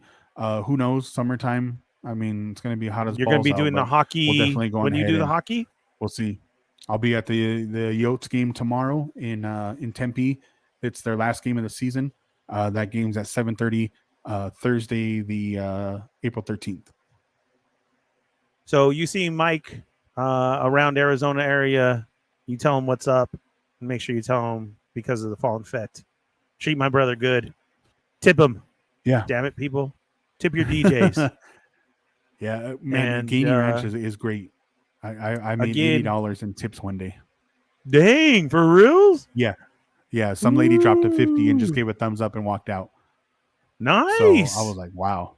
Yeah. Yeah. Yeah, it was pretty Jacob's cool. gonna be shaking his ass there in May. So there we go. Yeah, that's what I heard. Yeah, so it's always a party at Hash Kitchen. I'm there 9 a.m. to 2 p.m. So it's definitely different than the nightclubs. It's the opposite. But yeah, so Mike's I rocking start you at pool 9 parties in in the his morning to 2. backyard. Yeah, they do things all different. But as they go follow you, they'll be able to see your schedule on the page and everything. Thank you guys very much. He'll be out there tomorrow, AZ Legends. Oh yeah, doing the I'll game. be there. Also too on Friday I'll be at Hash Kitchen in Chandler on Ray Road. Oh. So that's near Tempe there. So he may be able to come by. Cool, man. Again, thank you for being here. Much love out there to SoCal Entertainment. If you do need something out here, DJ Reload, DJ Mike 1200 on everything. And then thank you guys for checking me out every Wednesday night, the Fallen Fett Chronicles. Up next is the Sarlacc Digest as we break down the latest Mandalorian episode on the Sarlacc Digest on YouTube. And then Thursday night, the toymigos with They're Not Dolls as we give you all the latest breaking news. And then we may come in for Evil Diva and myself for a How We Do Disney episode. You got Paul with Funboxing Sundays. And Monday night is the Boba Squadron. Check us out on toyingaround's channel. And then Tuesdays is Chatmigos Assemble. You have Yoko on Twitch, Living La Vida Yoko. And then Midnight 30 for the latest Disney Plus episodes of whatever it may be. Rolling on into then here Wednesday. And Thursday also too, right before that is Kevin's unboxing show on Toying Around. So we got a full week with everybody and plenty of other shows out there that everybody likes to go check out. Thank you so much, everybody, for being here. Again, bro, I love you, man. Send my love to the family. Thank you so much. Tell them I said hello. And thank you so much for being here. And then just I will see you. One more quick thing. What's up? Real quick. I know that you have a lot of male followers, but this month is actually Testicular Cancer Awareness Month. So, guys, check your balls. We didn't even get into that. Yeah, this is my 15th year of being a survivor. So, in all seriousness, fellas, check yourself. It's really important and support. And why is that? The testicular cancer, right? Correct. Yeah. So April is officially Testicular Cancer Awareness Month. I was diagnosed 15 years ago, but by the grace of God and family and support, I'm in remission for 15 years now. So, like I said, fellas, check yourselves and spread the news. We'll have the exclusive on your nuts next show. We'll do not that now, but okay. Well, yeah, this one. So nut, and it's your reason why I'm bald, because after I shaved my head for you, it never came back. It never came back. See, true story. Ask everybody. It is my brother's fault, but I was happy to do it though. Yeah. Thanks. So, yes, guys, Testicular Cancer Month is April, and there we go. We got something to talk about next show, right? Not now. So yeah. Awesome. Yeah, no, dude, all joking aside, for reals, that's real seriousness. It was a scary situation, but here he is right here. So yes. Go check yourself and make sure you're good. Wild. Sponsor me. To who? Fool's Gone Wild. Fool's Gone Wild. What's up? All right. Thank you guys very much. We will see you next week. I appreciate you guys. Love you. Stay tuned for the Sarlacc Digest. I'm trying to get all this right now. Oh, no, that's the wrong one. Look I'm away for a week, and I act like I don't even know what to do. Oh, I did hit the right one. Okay. Bye, guys. Oh, Michael, don't leave. Wait a second. Sorry. Don't leave. Okay. All right.